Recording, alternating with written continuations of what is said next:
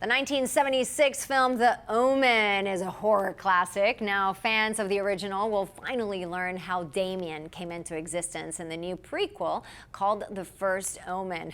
Oh, I'm scared just thinking about it. We're happy to have Nell Free and Arkasha Stevenson here to give us an inside look. Thank you so much to both of you. Okay, I'm curious now, had you seen the original movie before you started filming?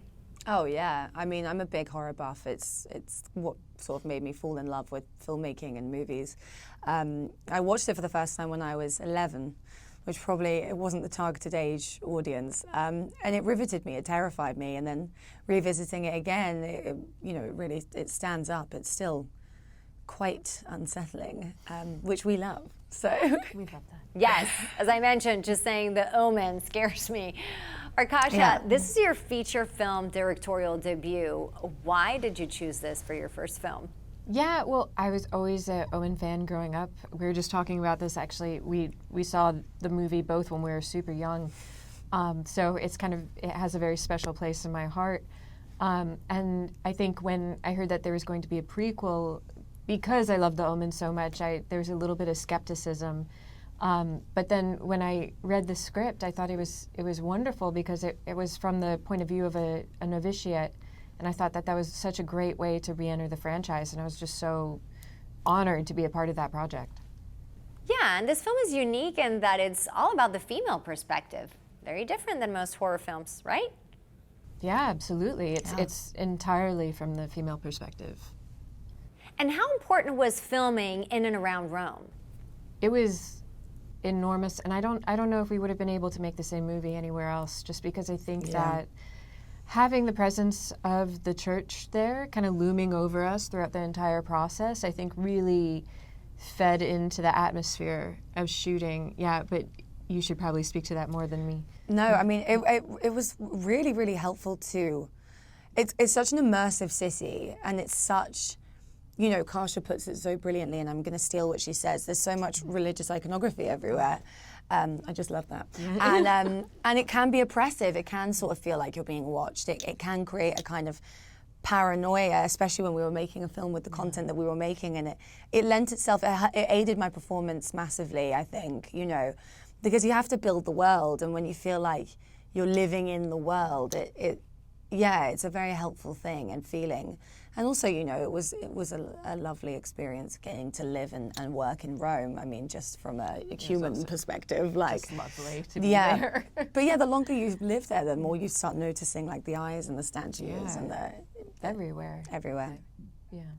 Well, that's really interesting. And because it's a prequel, you're recreating the 1970s time period. What was that like? Oh, it was such a fun experience because I think that because I watched 1970 horror films growing up, there's such a nostalgia, I think, for me with that era. It's like a very comforting thing.